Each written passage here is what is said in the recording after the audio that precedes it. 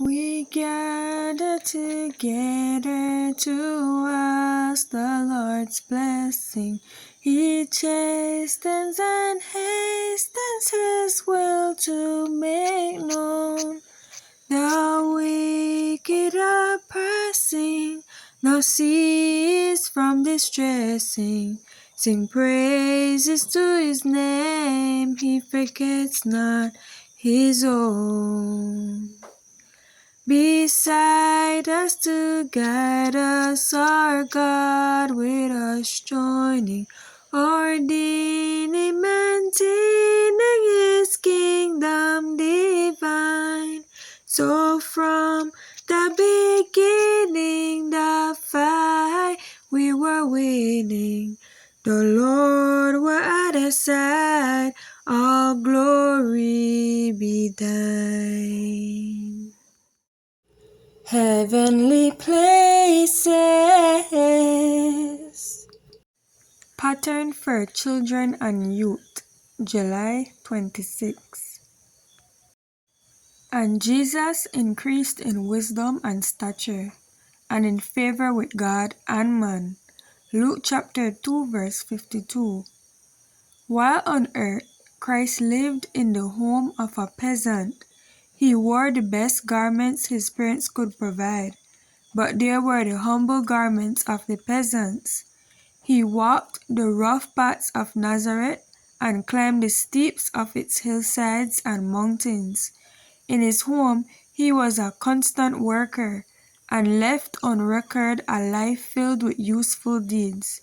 Had Christ passed his life among the grand and the rich, the world of toilers would have been deprived of the inspiration that the Lord intended they should have. But Christ knew that his work must begin in consecrating the humble trade of the craftsmen who toil for their daily bread. He learned the trade of a carpenter that he might stamp honest labor as honorable and ennobling to all who work with an eye single to the glory of God. And angels were his attendants. For Christ was just as truly doing his Father's business when toiling at the carpenter's bench as when working miracles for the multitude. He held his commission and authority from the highest power, the sovereign of heaven. Christ descended to poverty that he might teach how closely in our daily life we may walk with God. He could engage in toil, bear his part in sustaining the family in their necessity, become accustomed to weariness, and yet show no impatience. His spirit was never so full of worldly cares as to leave no time, no thought for heavenly things. He often held communion with heaven in song. The men of Nazareth often heard his voice, raised in prayer and thanksgiving to God. A fragrant influence was diffused to those around him, and they were blessed. His praises seemed to drive away the evil angels and fill the place with sweet fragrance.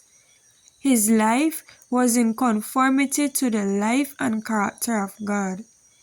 His childhood and manhood ennobled and sanctified every phase of practical life. He was a perfect pattern in every place.